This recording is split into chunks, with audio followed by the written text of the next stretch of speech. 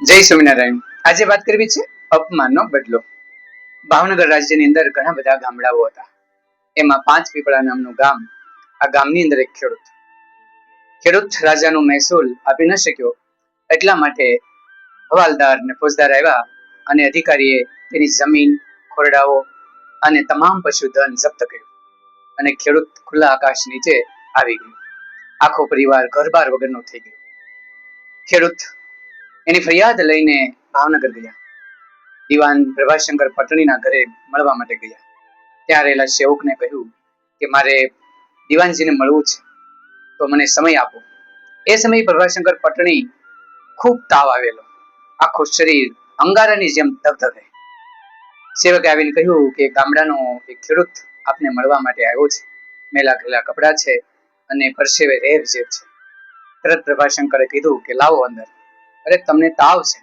અરે તાવ પછી પેલા મારા પ્રજાજનો, એટલે પેલા ખેડૂતને અંદર લઈ આવે છે।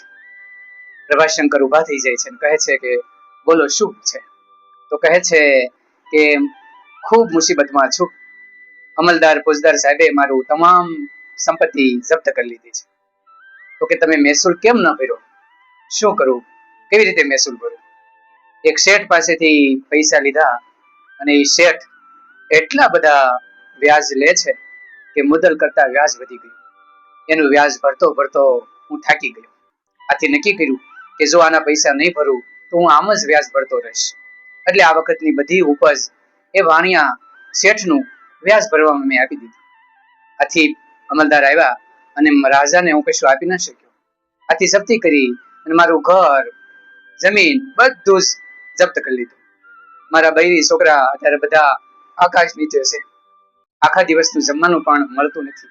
એમ કેતા કેતા એ ખેડૂતની આંખમાં આંસુની ધાર થઈ અને કીધું મારી જેવા માણસનું તમે કામ ન કરો તો તમારે બંગડી પહેરી લેવી જોઈએ। એમ કહીને પોતાના ખિસ્સામાં રહેલી બંગડીઓ કાઢી અને પ્રભાશંકર પટણીની સામે ફેંકી અને રડી પડ્યો। પ્રભાશંકર પટણીને ખૂબ દુઃખ થયું, અપમાન થયું એ એને ન લાગ્યું, કારણ કે ખેડૂતની વેદના હતી। બંગડીઓ ભેગી કરી લીધી।